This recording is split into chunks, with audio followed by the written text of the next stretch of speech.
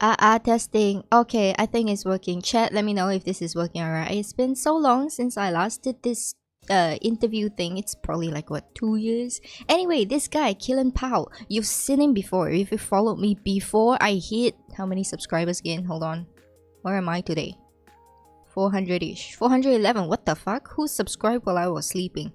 Okay, anyways, before I was like 300 subscribers, I think you guys have seen this dude before, Keelan Powell.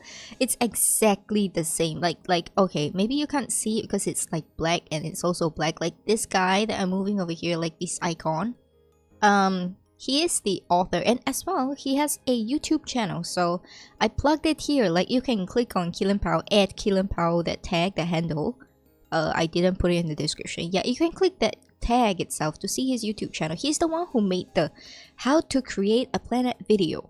Remember that? And then we went through with the original creator. So that's the guy, the same dude, and he is an author, self-published author. So he's written 2 books in the time that I've not seen him. So this is the recent one, the new one. And actually, as you can see in the background over here, we got a lot of it. So this is like the first day, after first ever after the first day.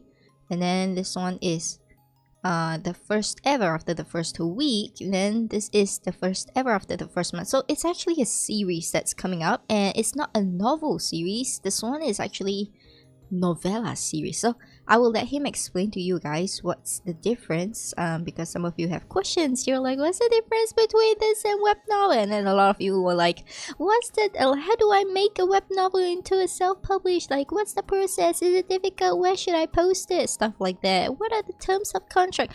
Hold up a second, okay? Leave all these for the FAQs, which will be the very last. But for now, let me just wait, what was I supposed to say for the introduction again? Hold on. Wait, let me remember. Okay, introducing the author. Okay, maybe I shall do this with Mike, like, so that he can hear me. In case I do it wrong, I might have forgotten stuff. Where's the unmute? Okay, I'm gonna introduce you formally, right? So this is Keelan Powell, and he is an author of 2 books. He plays Minecraft with me, yeah. And also he studies as a master's student in science communication. Did I get that right? You did get that right. Hello. Okay. I got that right. Okay, science communication, not communication science. Okay, so yeah, would you like to introduce yourself? I've done a shitty job of that. I mean, I do a terrible job of introducing myself every time. But I'm Keelan. I wrote The First Day, which is the first book in the First Ever After series. And there's going to be 2 more in the first trilogy, and then another 5 after that at some point in the distant future. Do you have a schedule for this?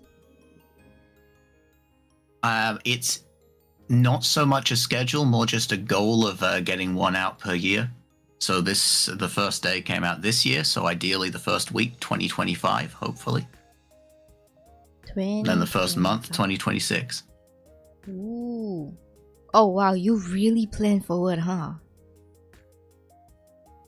Sorry, it's not a skill that many authors have, I'm just saying.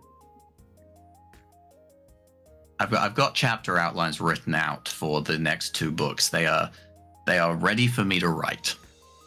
Okay, that's good. Oh, by the way, when you write this yourself, do you after writing, do you like send it over to someone else to read, or like editor, or you do it all your own? I do. I get beta readers to read it. Obviously, I do my own like edit for grammar and spelling and that first, because you don't want to send a beta reader something that's just like, yes, this is full of errors, and I want you to read it. You don't do that. So like, what I do is I write something, then I leave it for a few weeks, then I come back to it and I edit it over, because if it's been a few weeks, you notice all the errors you've made, all the typos, and you can easily fix them. And then after that point, that's when I will send it to a beta reader, and also, in the case of this book, sensitivity readers as well. Sensitivity readers? So this book has quite a few characters who are part of fairly marginalized groups or fairly niche groups, and you do want to get that right, and you don't want to kind of trigger people with trauma associated with these groups or anything like that.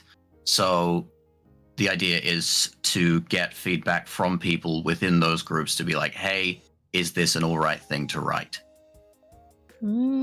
Okay. So it's like a mental health safety checks. Basically, yeah.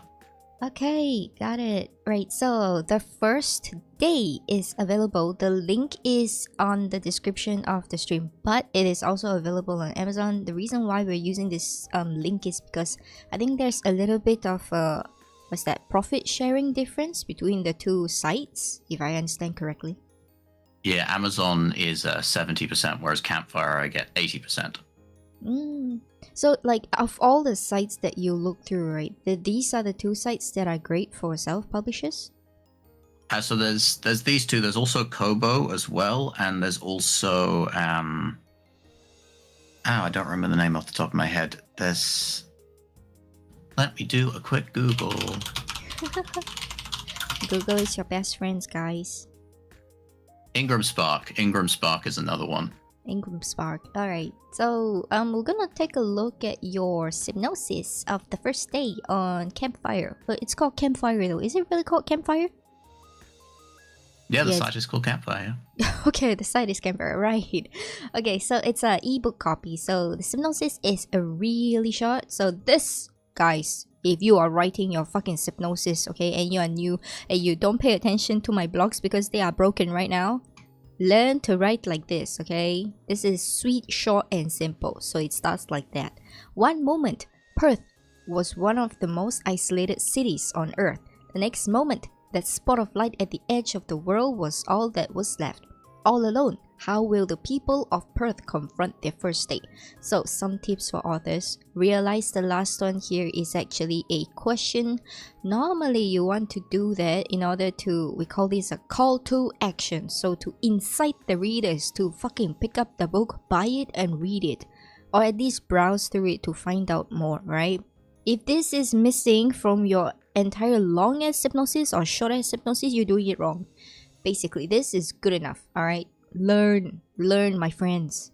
Okay, sorry, I have to scream at some of the in advance for the VOD viewers because I know they are guilty of it. Okay, so this is the first book, and I see a lot of like tags here. So instead of a novel, so you decided to write it into like a novella? Was this like a conscious decision, or was this kind of like a on-the-go kind of result? It was, yeah, it was a conscious choice. Because the way I'm kind of playing around with time and the scale of time in this series. So the very first one is, the first day is very, very short because a day is short. And so the first week is not going to be 7 times longer than the first day. That's not going to be like that, but it probably will be a little bit longer than the first day, and they'll each get just kind of incrementally longer as these time scales that the titles are based on get longer. Oh, okay, interesting concept. Alright, the first day itself, I don't see like the total word count here. There's 15 chapters though. What's the total word count like? The total word count is approximately 30,000 words. So something that you might have read, some people might have read in school, is Of Mice and Men. It's almost the same length as that, but better. Okay. So it's like half a... Wait, what's a novel length again? 50,000? Novel length is like, 50,000 or so. It's like 50 to 80,000. Yeah, it's like half a novel length. Okay. So how long did you struggle with it? Like how long did it take you to write? Well, the chapter summaries I worked on for about 4 months before I started writing it to like tweak everything and get it all in the right order that I wanted it in. And then the actual writing process, I wrote it all in, I believe it was 22 days I spent actually writing. Oh wow, you're the kind who takes 8 hours to sharpen an axe and 2 hours to chop a tree. 22. Yeah, that sounds about right. 22 days. You wrote it in all 20, so it's like what, average out one day it's like 1k plus words? Yeah, over 1,000 words a day. Yeah. Mm. Yo, guys, this is what some of you should be doing. Not like, right? Like, oh, today I did 2,000 words. I'm so good. And then after the 10 days, I don't hear from you at all. Dead. And then you're like, But I lost my inspiration. Dice. the reason I was able to do that, though, that was planning. The fact that I planned ahead of time. Please shout it out loud for the people at the back. Right, planning, guys. No matter what kind of writer, like, do you know there are different kinds of writer? There is the penster, and then there is the plotter, and then like the planster. So, which one would you identify more of? Like, from your description, I would say you're more of a plotter than a penster. I would say that I'm like the planter, like the between one. Mm-hmm. Yeah, because what I do is I do have a structure of what everything will be and like a 1 or 2 sentence summary of every chapter. But then I know where the chapter's going to start. I know where the chapter's going to end. I have no idea what's in the middle. So I pants my way through the chapter, but I plot my way through the book. That is what's most important. A lot of people, they do the start, but then they don't actually decide the ending point. I want to cry. But yeah, this is the way to do it, okay? So you plan the start, you plan the end, and then in the middle, it's just have fun. That's what writing is, I think. Like, a lot of writers eventually will reach to the stage of in-between plotting and pensting. So I think this is the most fun part. Because you don't even know what the characters are gonna say. You only figure it out after you finish writing it, and you're like, oh, she's actually funny, huh? Or do you actually like plot what their personalities are and what they're gonna say? I know what their personalities are to start with, but often they will surprise me because I will just be typing and then I will type something that consciously I didn't really think of, but clearly unconsciously I did. And so the character just says something and it's like, yes, you said a thing that I did not expect you to say, or you did a thing that I absolutely did not expect you to do. But it came out of my fingers, so it's the fun I guess part. you did it now. Yeah, like the creator is like, oh, my children has finally grown up. Yeah, that kind of feeling. Yeah. But anyways, okay, so before I go into a lot of these FAQs that some of the people have, right, shall we listen to Keelan narrate his first chapter for us? First chapter? Okay. Are you ready? I can very much do that. Okay. I do. I have a paperback copy in front of me. It's in paperback? Wait, what? How come I is. only see ebook? You can get it on paperback on Amazon, because a Campfire doesn't do paperback. Naruhodo. I was like, it's only ebook, I thought. Okay. Got me blind, sorry. Yeah, but like if you're the kind of person who likes physical books, absolutely get the paperback from Amazon. Is it good? I had one done. It was terrible printing. Yeah, the way you do it is you need to make it so you design your own cover. Never use Amazon's cover creator. No, I did that, but like I also the inside pages. Yeah, I received feedback from one of my friends who also bought the book. They said there were blue ink splatters on the pages inside. Oh, yeah, it was that's bad. not good. And yeah, I'd be asking for my money back with that. Though the pages, some of them are old paper, so they are like they have wood mold. You know, paper mold, those yellow spots, really bad ones. Oh. Yeah, so I don't know. Is yours good? Is yours okay? Yeah, mine's pretty good quality. The only issue that it sometimes has is sometimes the spine isn't quite aligned properly, so you'll have the title is like right next to the edge of the spine rather than in the middle. True. Yeah, that's the thing about Amazon as well. The alignment is not like crucial. Yeah. Like, yeah, I cannot. The inside's great. Oh, okay, that's good then. That's good. All right. Without further ado, let's hear the first chapter. Okay. Far above the mist-veiled hills, past the dimly blinking lights and distant roar of the last plane from the east. In the north, the traitor slept, blissfully unaware of his role in conflicts yet to pass. In the west, the queen held her last court without death by her side. In the distant south, the artist dreamed of warmth and comfort, far further afield than he ever imagined. And at the center of it all, beneath the waves, the thinkers and saviors wiled away the hours with idle chatter. Upon the plain above the hills sat a girl of only 12. By her own insistence, Inevernai had a row of seats all to herself, where she trembled and flinched at every slight bout of turbulence. Her mother laid a hand on her shoulder. "You don't have to sit up there while we land. I know you're scared, but that's nothing to be ashamed of," Inevernai's mother soothed. "I wet my pants the first time I was on a plane," Inevernai's father added. Of the three, he was the only one to keep his Nigerian accent after 6 years in Perth. Sure, it was drink and not piss, but you have to be shaking with the explosive diarrhea of fear to spill a half-empty plastic cup. Inevernai knew he was only saying that to make her laugh. But since it worked, she wasn't going to call him out on it. "Don't laugh at your father's jokes. You'll only encourage him."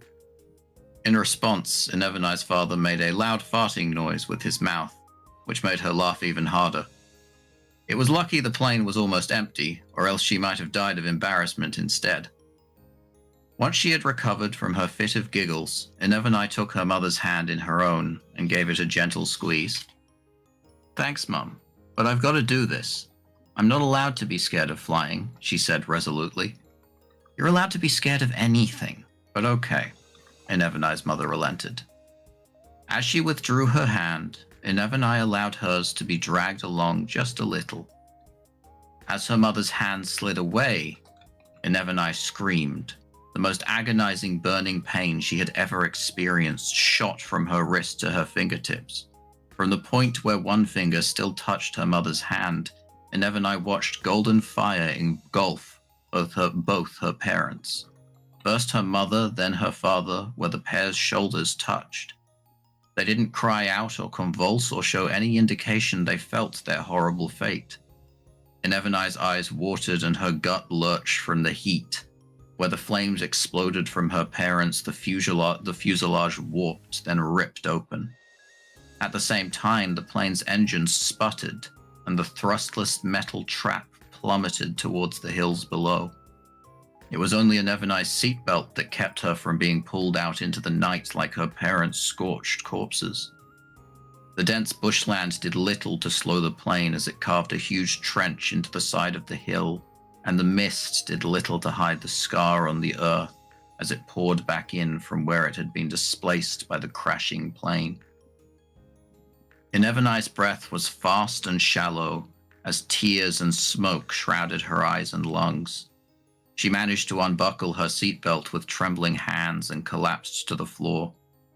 She crawled away from the gash in the side of the plane where tongues of fire licked and half slid down the now ramp-like aisle towards the nearest door, which she managed to get open. Inevernai tumbled down the grey slide that unfurled the moment she opened the door and collided painfully with the coarse undergrowth. As the mist and smoke continued to pour in, it became harder and harder to see. Inevernai kept crawling down the hill all the same, until a mound of gravel gave way under her hand. A small boulder that had been held in place only by that tiny mound broke free and rolled over her already burned left hand. Inevernai tried to scream, but all that came out was a heaving, chesty cough. Face down on the side of a hill, her home city just beyond the smoke and mist, Inevernai thought she was going to die. The pain in her hand was too great, the loss of her parents too sudden and too soon. Her breath came as a wheezing whimper. She closed her eyes and waited for death to take her. Then strong arms hauled her from the dirt. Inevernai's rescuer stumbled down the hill, his hard-soled dress shoes regularly losing their grip on the forest floor. But he didn't stop until they were what seemed like a safe distance from the wreck of their plane. "You're gonna be all right, kid. You hear me? I'm getting you home safe." The man sat Inevernai down on the ground, her back against a tree as he looked her over. "Oh, he exclaimed when he saw her hand. He quickly pulled off his tie, making sure to leave the knot intact, and secured it around her arm. Okay, that's all we can do for now. We'll keep on down the hill till we get to a road. The man hoisted Inevani back up into his arms and started down the hill again. Inevani didn't know when she'd fallen asleep, but when she awakened, she was once again sitting against a tree, although now she was at the side of a road. Her rescuer was nearby, his phone pressed against his ear. I don't know the name of the road, but I can see the city and we're somewhere down the hill from the crash site. I can see the helicopters above us. Sure enough, there were 2 helicopters overhead, each with the distinctive hose hanging down that they used to suck up the water they needed to drop on the fire. One of the helicopters was heading towards the crash site, while the other was heading away, presumably to siphon up another load to drop on the bushfire. What the man said about the city was true as well. Inevani stared down at the twinkling lights of her city. It was like a pyramid of light building up to the 3 buildings in the center that towered over the rest. It would never be the same without her parents. Inevani wanted to cry, but her throat had been stripped bare by the smoke and her body had no water left for tears. She cried silently and tearlessly, her body trembling with each voiceless sob. There was more her rescuer said into his phone, but Inevani had no sensory or cognitive bandwidth left to listen. Even when the lights and sirens of the police and ambulance finally blared up the hill, she stayed lost in her world of grief and torment. Even when the paramedics lifted her onto a gurney and pushed her into the back of their ambulance, Inevani didn't comprehend it. Pain and loss were all she knew. It felt as though they would be all she would ever know. And there ends the chapter. Paco. That was great reading. I need like voice narration notes from you. I mean,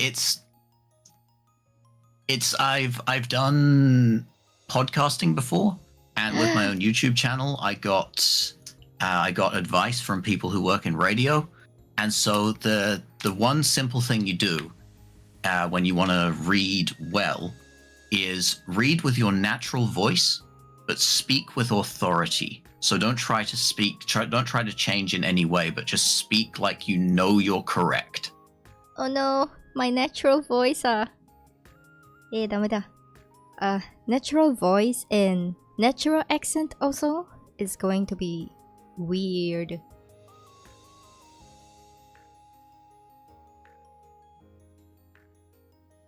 Okay, by the way, I put like a poll up there, so if anybody live drops by, we'll see the results of it. So it's a poll on whether you should be doing an audiobook recording.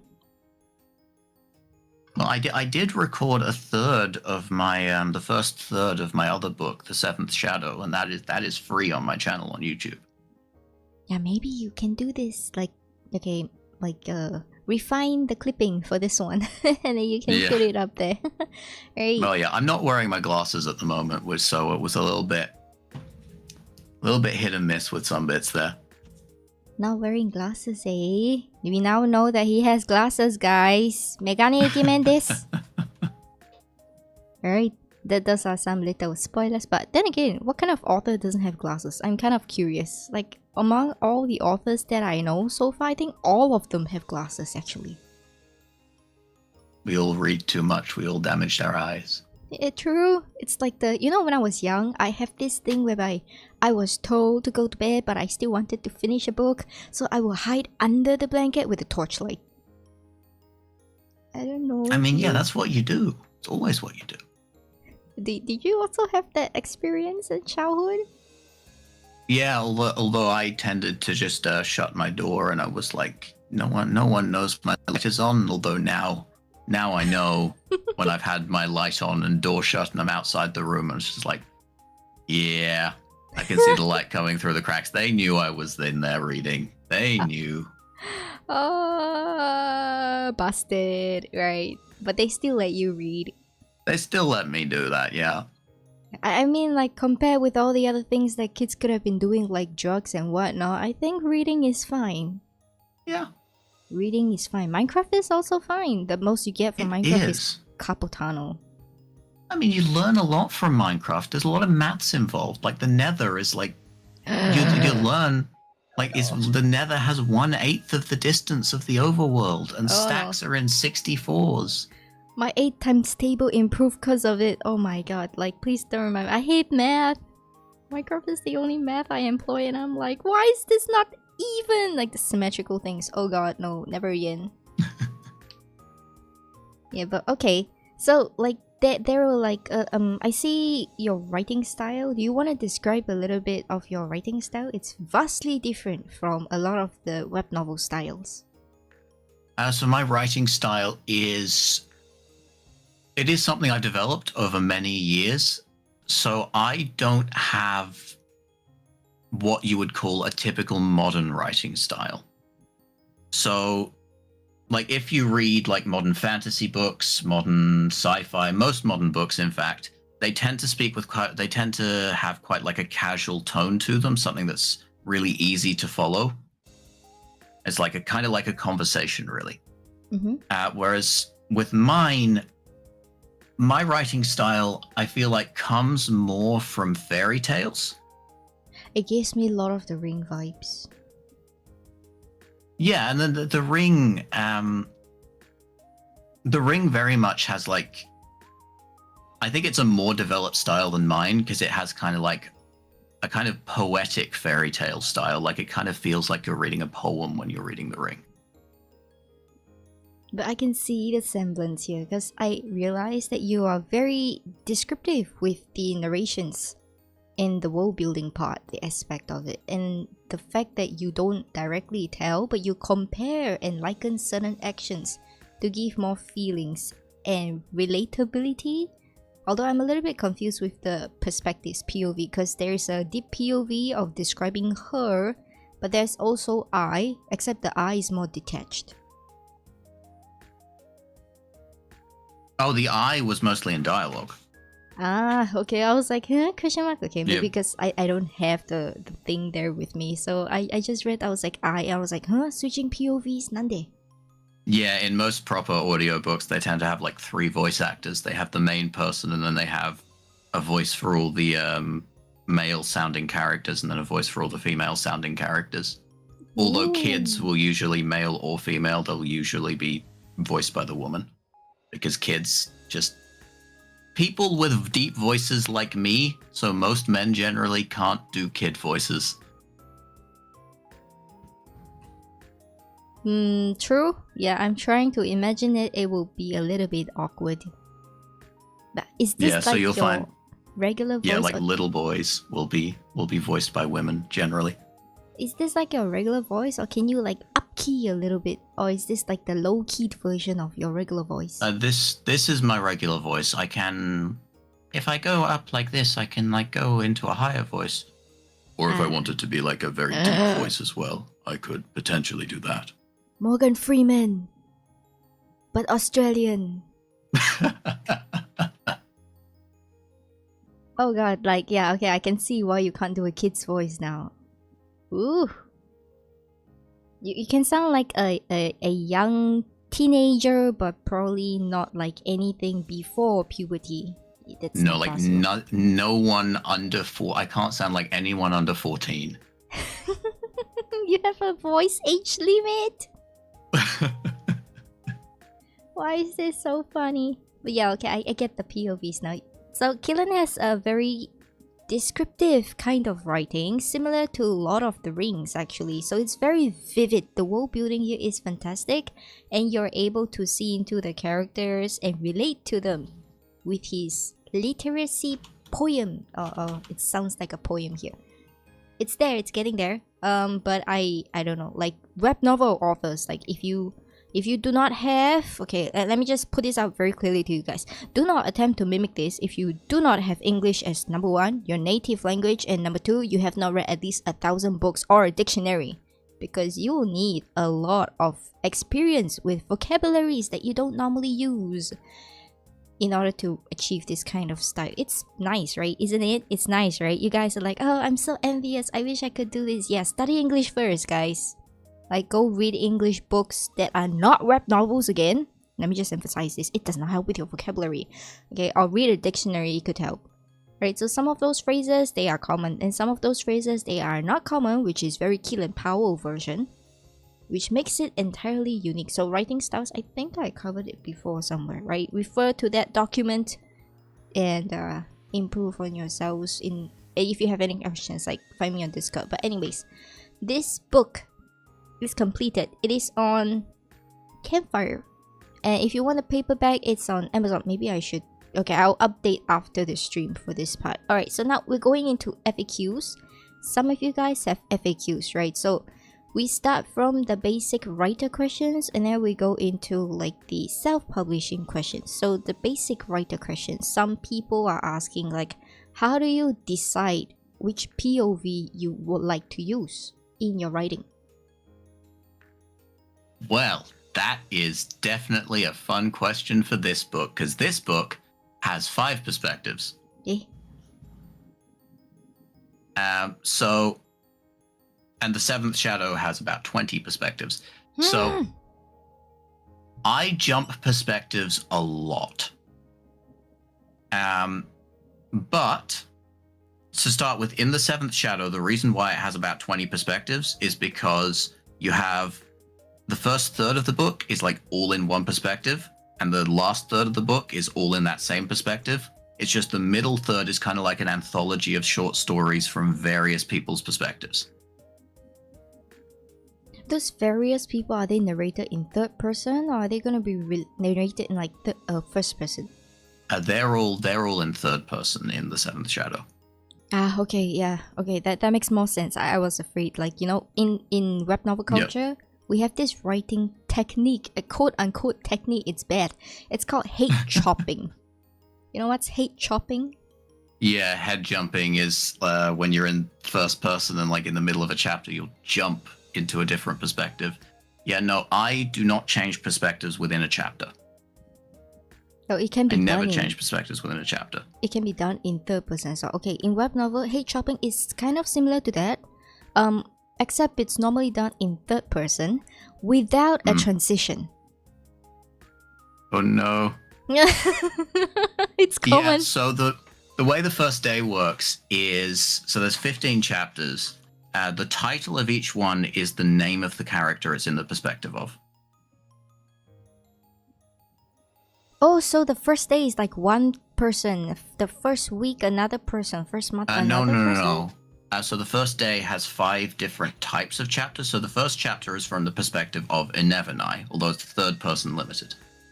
And so then if I go to the second chapter, it's from the perspective of a character, Alexander. Oh, different people. Yeah. And the third one is Cersei.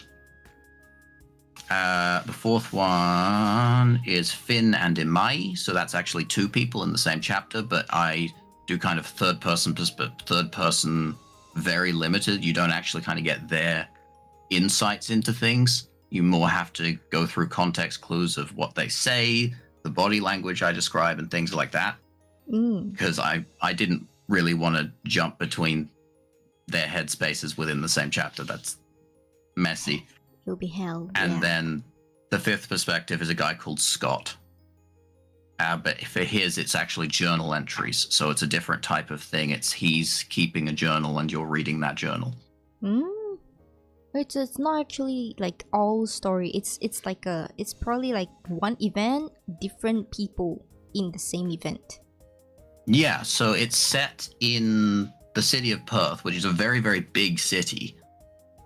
And you have these 5 different groups of people, essentially, who are in different places and all dealing with this catastrophic event at the same time.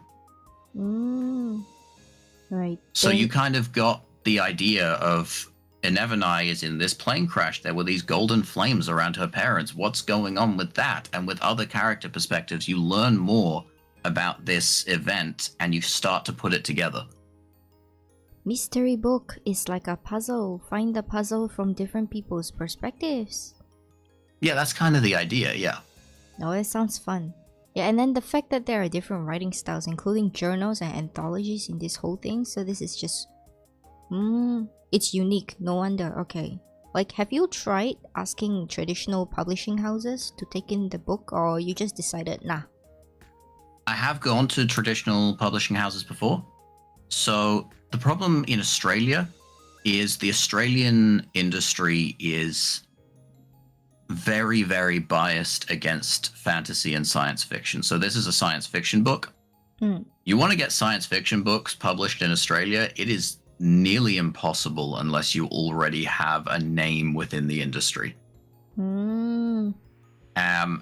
And I have looked into like American publishers and British publishers, but when I got emails back from them after I submitted, and that this is in terms of agents as well, the response I tended to get was, this is too unique. True. It does not fit within the market, so we cannot sell this. Oh my god, you're bringing me my wartime flashbacks when I did that. Yeah, I feel you. I know exactly what you're talking about. So basically, okay, for starry-eyed web novelists who have not known what a traditional or self-publishing is about, traditional, if you think the slave contract or quote-unquote slave contract that web novel gives you for exclusive is bad, you should take a look at traditional publishings, okay? So royalties are only 5%, okay? Let me just tell you that. Your books have to be printed, so first print could be like, I don't know, they give you a number, probably 5,000 copies, 100,000 copies, that kind of thing. Sometimes they pay you upfront, sometimes you have to sell all of that first before you get paid. It depends on the publishing house itself, but the most difficult part is actually writing a premise that they think can sell. Which honestly, if you take a look at the books that are put out in bookstore nowadays, they are not very original anymore.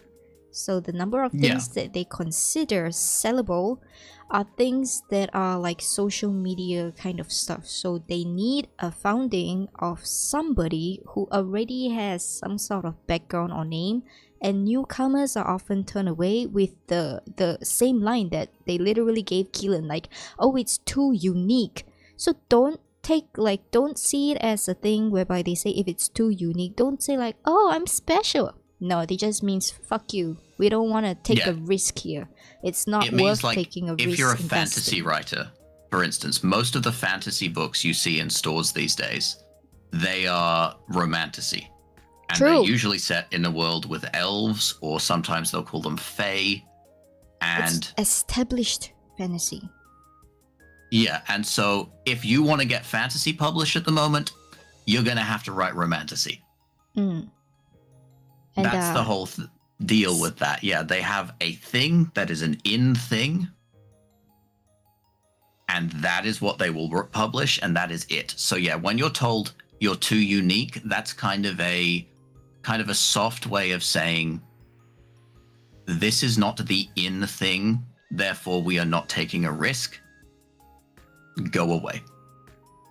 Basically, yeah. So it also works for a lot of other genres, just saying. So if you're writing minorities like LGBT romance, like I know a lot of you on my channel, because I myself am one of those, especially with fanfics, but if you write LGBT romance, please know that it will also have very high chances of being turned away if it does not conclude with smut. You know, if it doesn't have bedroom scenes and steamy scenes, yeah, it's a very high chance they will not take you in. It's always the case. Like romance, if you want to increase your chances of getting accepted with a publisher house, it's gonna have to be something like 50 Shades of Grey. Unfortunately, yeah, it's no longer like you write Romeo and Juliet and they're like, oh, what a tragic piece of, you know, like a good masterpiece or something like that. And no more. It's smut. Sex sells for romance genre. That's all I'm gonna say. Yeah, so the traditional publishing route, it doesn't mean that self-published writers are any less than traditionally published writers. It's not that. It's just that the industry has changed so much. I think it's the capitalism that's talking right now. Yeah. Like Harry Potter, for instance, the best-selling book series of all time. Oh no. Got underway by 12 publishers. Because it was fairly unique at the time. And then now everybody is writing things like Harry Potter. Yeah, it's basically money sense. So don't think it's the end of the world if you get rejection letters, because it's normal, especially if you don't fit the mold. So which is why I think Keelan actually self-published his books, because it's unique. And it probably will reach out to a more niche market that's online rather than bookstores. Because, okay, think about it this way. If you go to a bookstore, who do you see buying books? Do you go to a bookstore, Keelan? I do go to a bookstore. I go to bookstores. What kind of people are there normally buying those books? Now, the people who are usually there, usually they tend to be a bit of an older demographic. People who have money. So like 30 or older. I'm saying older because I'm guessing a lot of your audience are towards like teenage or early 20s. Yeah, true. That's most of my audience actually. Yeah, so like you'll be seeing people with like more money towards their 30s. But they normally don't really read fiction, do they? That is true. You will see people going around the non-fiction sections of the bookstore quite a lot more often. Like you'll see, oh, the history and mythology section. Yeah, we're going to go there. Or the finance section. How to invest better. Yeah. Right, They do have fiction in their stores, but like they're usually just like one wall is fiction and the rest of the store is non-fiction. True. So I'm asking you, what kind of people go to a bookstore for the fiction section? More specifically. I do. You do. Who else? That's a good question. Don't count yourself. You're not part of the demographic here. Like, I'm not. See? That's what I mean. Like, even if you guys on the channel, you guys actually succeeded with traditional publishers, like who else would be walking to a bookstore to pick up your book? Like, honestly, think about it. But if you compare it with online, look at the number of people who read web novels. They don't actually own books at home. Literally half of them fail English in school. But they are the ones who pick up web novels, giving it a chance. Like, they say, even if your English is a little crappy, it's fine. Okay, that's web novel. That's why the bar of entry for web novel, you guys are lucky, it's so low. And now if you want to transition from web novel, right, I would suggest do self-publishing first. Alright, it might be a little bit tough initially because like I remember my first journey doing like self-publishing. Oh my god, I spent so much money. I spent like what, $2,000, $3,000 to get it published because I had to pay like an editor, I had to find proofreaders, and I had several rounds of those just to learn how to do it. I don't know about the process right now for Keelan. Like, how do you first self-publish actually? Was it similar to... When I was first self-publishing, I had no money at all. So I had to find ways to do things without money. So the way I found worked for me was finding online communities, Discord communities especially, that are writing communities, and then forming relationships there to find people who I'm just like, if you beta read my book and you tell me like where you think things are confusing, where you think things might need to be reordered, and then I will do the same for your manuscript. And so kind of manuscript swaps in that way, if you're wanting to do things for free when you don't have money for an editor. What about the formatting part? Like, do you have troubles with that? So my dad is a printer. So I have grown up my entire life just surrounded by his screaming about how formatting is done terribly and basically lectures on how to do proper formatting. So I kind of had an advantage there of I can do my own formatting. He has the buff. The IRL writer's buff. Guys, okay, bad example. Okay, I have cheat codes. Yeah, he has cheat codes. He's born with it. Oh no. Alright, because I know a lot of web novels, they will struggle with formatting. Because I don't know, what kind of writing software do you use? Like, is it Scrivener or Google Docs or just Words? I just use Microsoft Word. Oh god. You know that Words will not load anything properly after 60,000 words, right? That's why you export to a PDF. After each chapter, I export each chapter to a PDF, and then I append those PDFs together. Oh no, it sounds horrible. It does, but I have Microsoft Word for free through university. It's free for you. It is. Why do I not have free stuff? I need to crack this. And then I got a Trojan inside my PC from doing this shit. And my brother scolded me. Yeah, I cannot believe it. You have so many cheat codes. I thought it was like you are on the same level of me as poor and unresourceful and also a little bit dumb. But I guess that's just me, huh? Oh no, I have no money for marketing. That's my biggest barrier there. You are It's not marketing. a friend. You are not a friend. Marketing easy. Go to Twitter. Hey, book new. Buy now.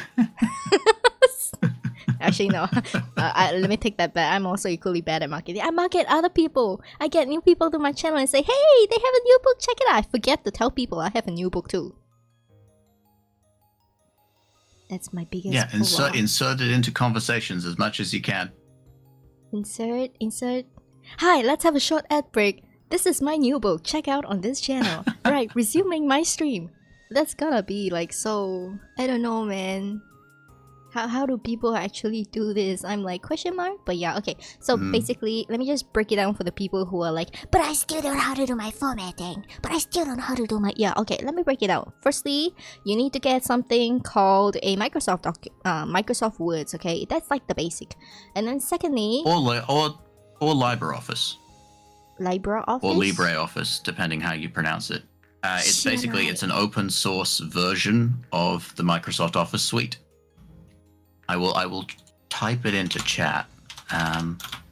Does it work the same? Yeah, it works. It's almost identical to Microsoft Office, but it's free software. Okay, we like the word free, okay? If you do not have a Microsoft Word and you don't want to accidentally download the virus version of it like me, use this LibreOffice thing. Okay, so he's kindly provided the first step. The second step is to go to YouTube. Okay, first disable your ad blocker because right now YouTube is unusable if you have an ad blocker. I want to complain. Is it the same? Unless that ad blocker is uBlock. uBlock works. Really? No, uBlock is not on Chrome.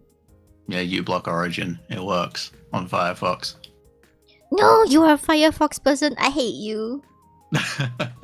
Okay, download Firefox step 2, get uBlock step 2, go to YouTube step 2. Okay, Amazon has actually a ton, or actually not even Amazon, like a lot of other creators who are self-published, they will teach you how to use a fucking Microsoft Word, or maybe in this case LibreOffice, to format it according to KDP standards. So KDP stands for Kindle Direct Publishing, which is part of Amazon's Make Your Own Book program.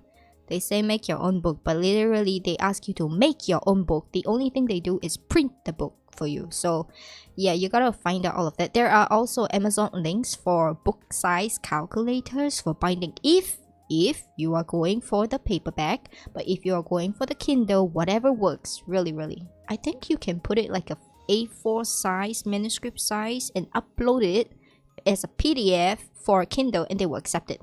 But for print, you gotta be really careful. Because they have a very good program that basically it reads each word individually, and then it's like, okay, these are the words, this is the formatting, replicate, and it just replicates it within its own system, and it resizes very easily. Their system for formatting ebooks is very, very good. I will agree. Like ebooks wise, it's a lot easier. Like the bar from transitioning from a web novel to a Kindle or an ebook is a lot easier than it is for paperback. Paperback is the one that I have headaches for because you can use a font and then they will come back to you and say, oh, characters not recognized. It's Georgia. It's like the cousin of Times New Romans. What are you talking about? Yeah, but anyway, so be very careful when you are doing paperback. It will take you a lot of patience. It will take you a lot of time. It will take you a lot of frustrations.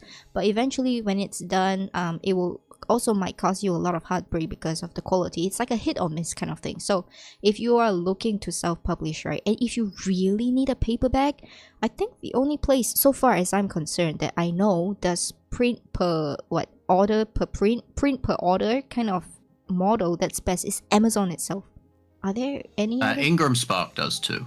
Ingram? Okay, we might have to try that sometime in the future as an experiment. Because, like, I don't know about the print quality. You got yours from where? Amazon, not Ingram. I got mine from Amazon, yeah. Ingram Spark does generally, their printing quality is generally better, but you do have to pay to sign up. So I did not have the money to do that. It's a So pay to paperback's win. just on Amazon. Yeah. Okay, yeah, no Ingram Sparks for now until I hit like, I don't know, 1,000 subscribers on this channel probably. Yeah, probably I have money by then. But anyways, for the free ones, the free sources, I think Amazon is still your best bet because Amazon allows you to create a paperback, or I think now there is also hardcovers. Did you try? Hardcover version. So I have a hardcover copy of my first book, but not the book we're talking about at the moment, not the first day. But I don't think I would make a hardcover copy of that because it's only about 100 pages long. Is the quality okay? The quality is decent on the hardcovers. The only issue that I would say there is with that is that it what's the thing? It's very desaturated. The color? Like the colors are really quite desaturated. On the cover, which is not great. Okay, right. So until they fix the technology for the hardcover, because I think it's only been recent that they launched it, somewhere last year or something like that. So don't do the hardcovers, just do the paperbacks. If you want to convert from the ebook to the paperback, Amazon is still your best bet, even though the paperback might be a little bit wonky in quality. If you don't mind it looking like a second-hand copy sometimes, yeah, I think Amazon paperback is the best way to go. There are a lot of formatting videos. Please do not use the Amazon blogs for the formatting guides. Please use the YouTube videos for it because you need to know what buttons to look for, especially for people like me, for the formatting side of it. As for the writing side of it, I think you guys should be fine. Basically, peer reviews first. Oh, okay, like I know a lot of authors also struggle with this, so I'm not sure about you because this is your second book, so you're technically experienced. But a lot of first authors, they have this anxiety, you know, like of not being good enough. Like, how do you know when a book is good enough, quality-wise, to be published, self-published? Well, I think the answer to that is 5 years after you write anything, you are going to look at it and you're going to be like, this sucks. I can do way better now. Like the best authors in the world, like your Stephen King's and like when he was alive, J.R.R. Tolkien, and even probably like Ursula K. Le Guin, back when she was alive as well. I guarantee 5 years after they wrote something, they would look back at it and they would have just been like, wow. That's just the worst. Alright, so the key of thumb is 5 years, right? You have to be writing for 5 years first, and then after that, you might be good to go to try on your first. But I would say 5 years is a rule of thumb for you to feel really confident. But for those of you who are like, let's fuck it and give it a try, like take the leap of faith, alright? Because I think in Amazon... Absolutely. Self-publishing has no rules. It's kind of like web novel. It's like if you put it out there and nobody looks at it, it's fine. If people look at it, it's fine. So you can actually, I think, can you recall them? Like the books? Yeah, you can delist them. Yeah, so you can actually recall them if you're not happy with it. And I think you can upload new versions to it.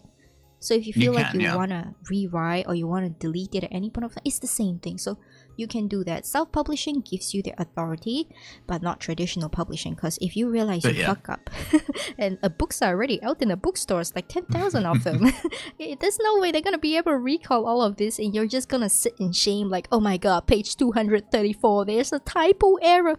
Yeah, you're going to have to live with that.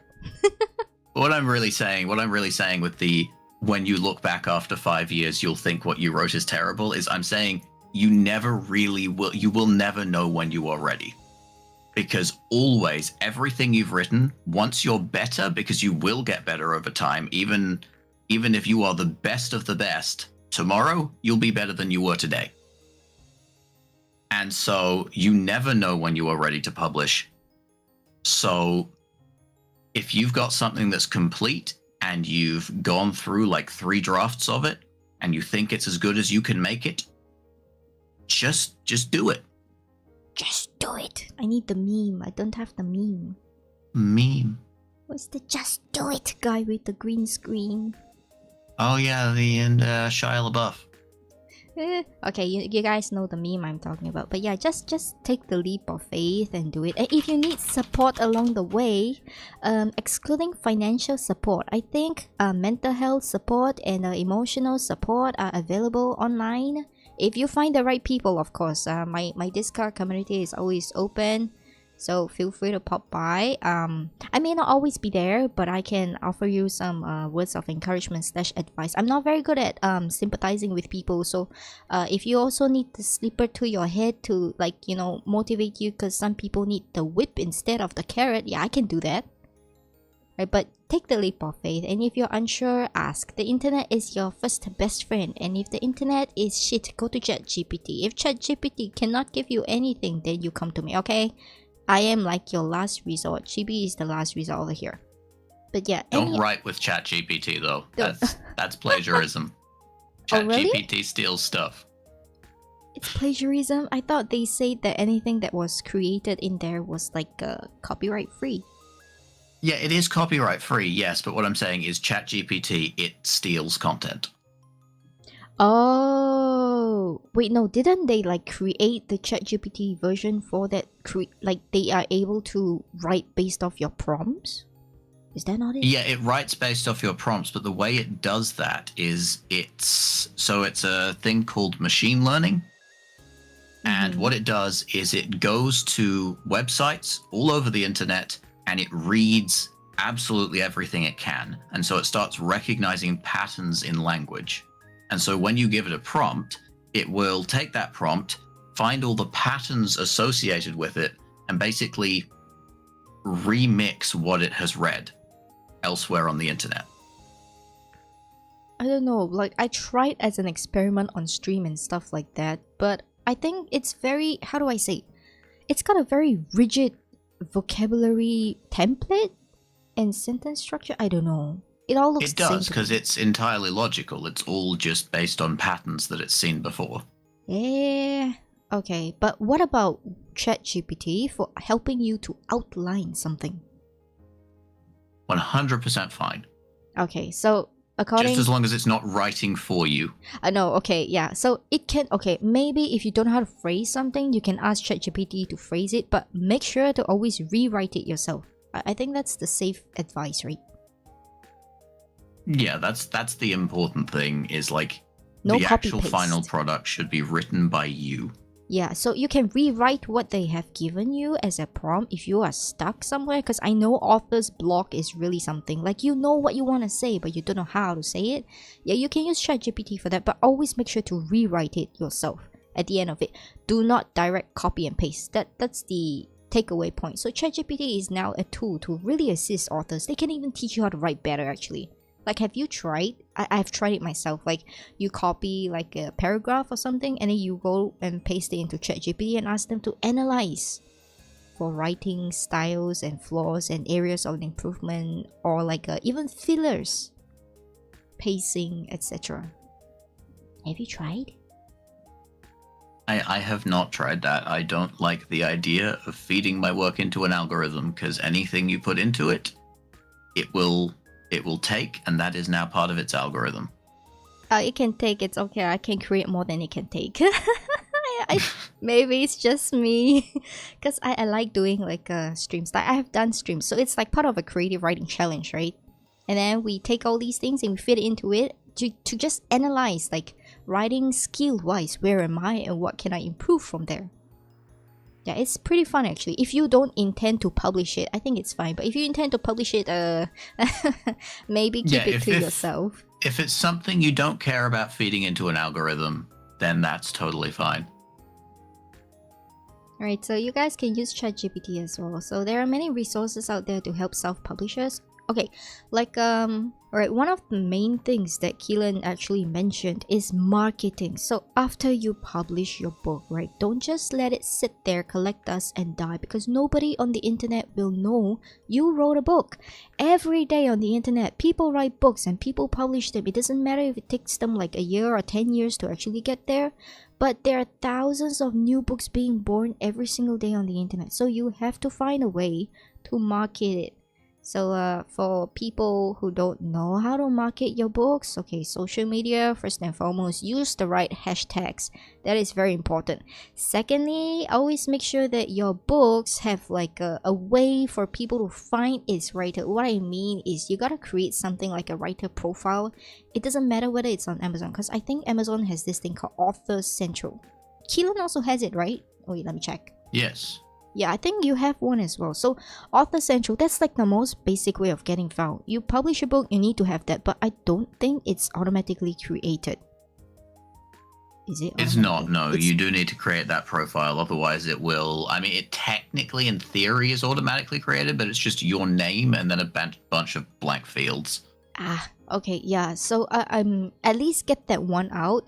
And then can you actually put, like, I see your author's profile on Campfire right now. So it says Keelan Powell is a master's student from Perth, Western Australia, researching the value of stories in science communication. He has a background in physics and enjoys writing fantasy and science fiction. But does it give like a way to... Does it give like a way to get to your Discord or your Twitter or any of your social medias? Doesn't look like it. Within the homepage of the story itself, so there's a thing that says go to homepage. Let me get to the story so I can do this at the same time as you.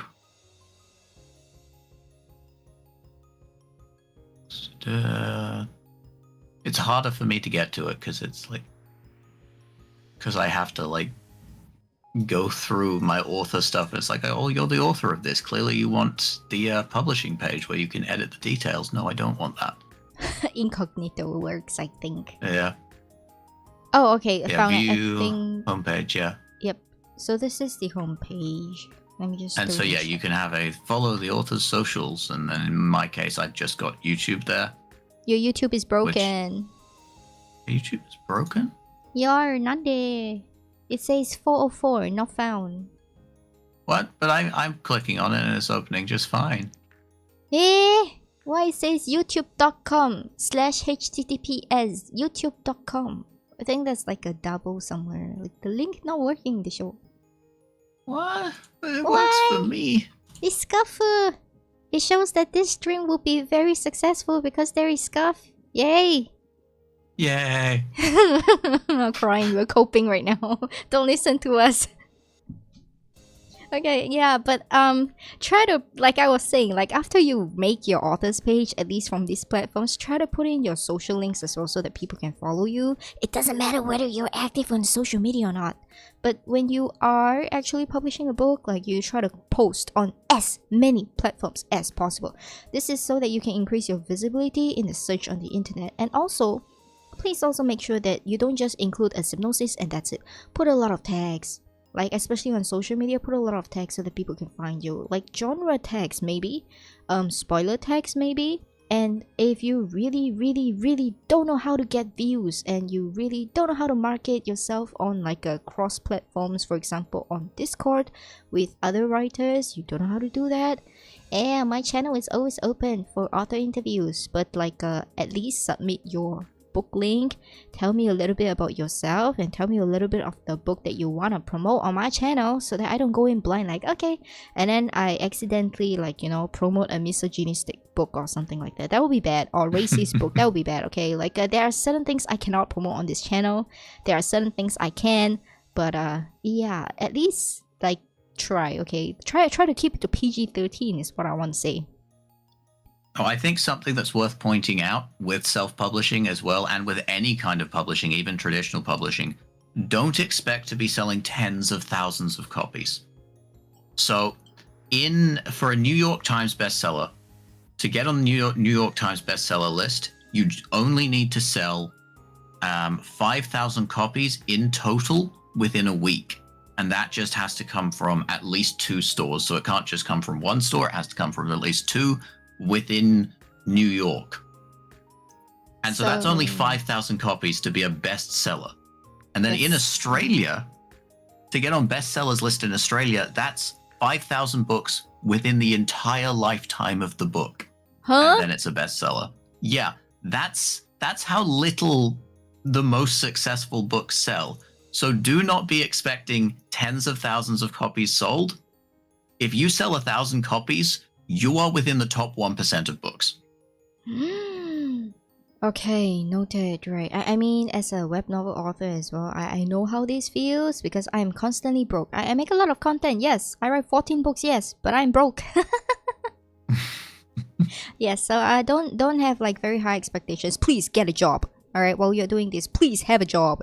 If you're a student, that's fine. But if you are not a student, please at least have like a part-time job if you're not having a full-time job, so that you can pay the bills. Like, we live in a society of a very bad economic times, especially ever since COVID. So please save yourself first. Don't expect that the dream will save you. Right? You're living to fight for a dream. You're not living the dream. It's not there yet, so don't do that. But if you marry, you don't write money. You don't write books to make money. You make money to write books. True. For now, until you really make it out there like Harry Potter, then yeah, that's a different story. But for now, please do the sensible thing, all right? Save yourself first. And then after that, another thing, okay, maybe you marry a rich man or a rich lady, and then you have like a sugar parent, right? And that's different. So if you truly want to become a bestseller, all you gotta do is spend money, buy 5,000 copies of your own book, and then you can get the title. Like, literally do a reprint. That is literally what... That is literally a thing that publishers do, that big publishing houses do to get their books on the bestseller list, because the New York Times bestseller list does not care. They genuinely, what they do is the publishers will send people out. There are a group of people, it's an entire industry of people. They have a specific name. I don't remember what the name was. It's something agents, but they go to stores and they go and buy like 1,000 copies of this one book across New York. And then that is now your stock of books that you give away or sell at book signings. That is what genuinely the big traditional publishers do to get their authors' books onto bestseller lists. But then when a self-published author does that, they tend to be like, "Oh, how dare you play our game." True. We're exposing the ugly side of book writing and content creation. I'm sorry to burst all your dreams, because I know a lot of you are young and you're like, "Oh, I look up to Bing and others." Sorry, but this is a dirty adult's world. So please do the right thing and enjoy the process. Don't think too much about the results. Don't be disheartened. It's not that you're not good enough, all right? It's just that the world is a shitty place in general. And I don't think it will change anytime in the future. So baby steps. Congratulate yourself based on milestones and efforts rather than the end result. Because if your end result is to make money from writing, don't even try self-publishing. Just stick to web novel and imitate some of the best-selling web novelists there. You earn probably a decent-sized paycheck at the end of every month, even though you probably can only write web novels for the rest of your life. But if you truly love writing, you want to see your books grow, you want to see yourself grow as an author, and you want to try this, don't have high expectations, all right? Start small, because self-publishing used to be a blue sea. Right now, it's a red sea. So what I mean by blue sea and red sea, blue sea means that it's an industry that has not been, explored by a lot of people, but it is very common right now for people to self-publish, and the barrier to entry is so low as well, apart from the formatting, of course, but it's considerably low compared to traditional publishers. So there are so many more books in self-publishing than there are in bookstores, if I'm not wrong. Like, if you compare it, not historically, but by the year, self-publishing books are growing more than traditional publishing books. So eventually they will surpass the number of traditionally published books in variety as well. Yep. Any last words for the starry-eyed writers?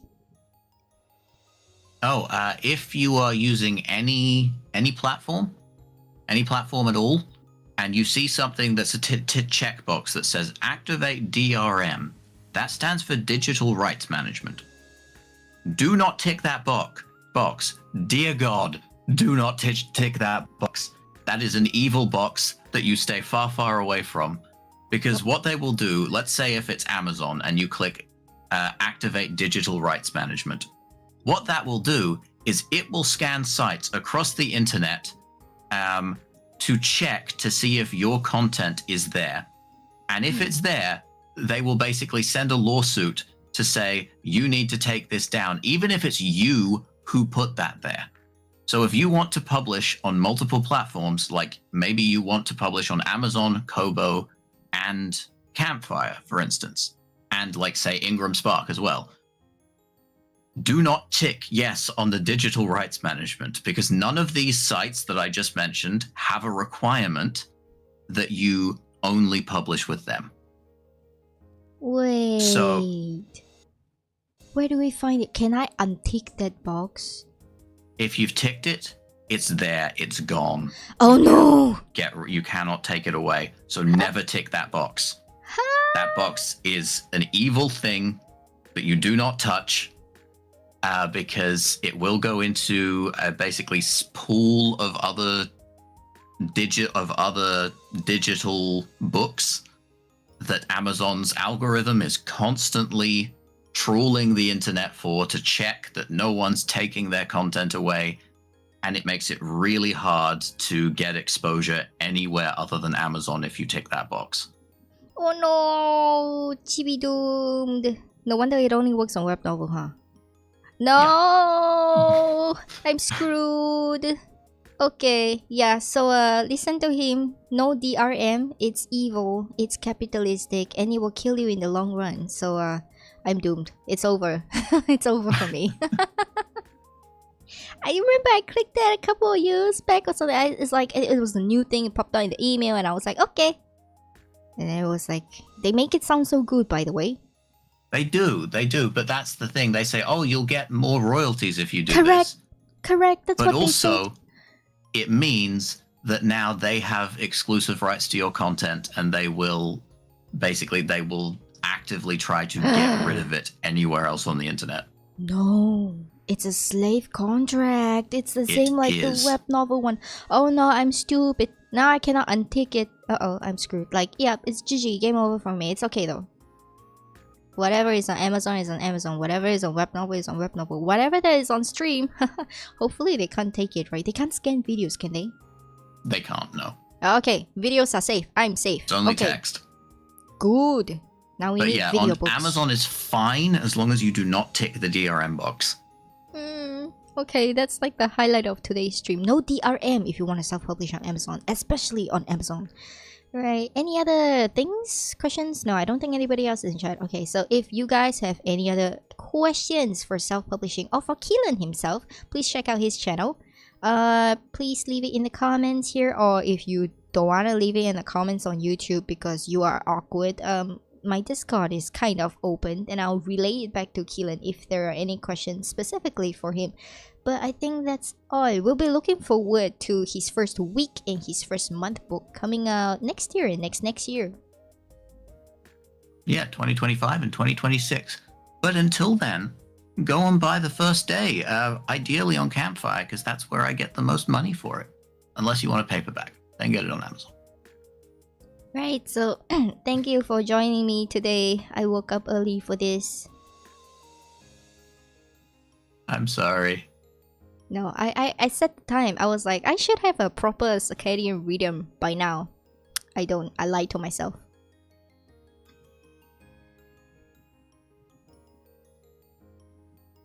We're in the same time zone. I had to get up early too. I know. Why are you apologizing? I set the time. And okay, one more thing about this dude, okay? This crazy dude. He doesn't drink coffee or tea. He's the first person I know who doesn't do that. It's like, is he crazy? Yeah, he's crazy. He's probably like one of those healthy authors, I'm pretty sure. I know. How dare I? How dare I be healthy? I know, right? How dare he be healthy? How dare he be smart? How dare he has glasses over here and write books? Yeah, he's living the dream, guys. Alright, so please support Keelan Power. That's all from me. I'll see you guys next time. Bye! Bye.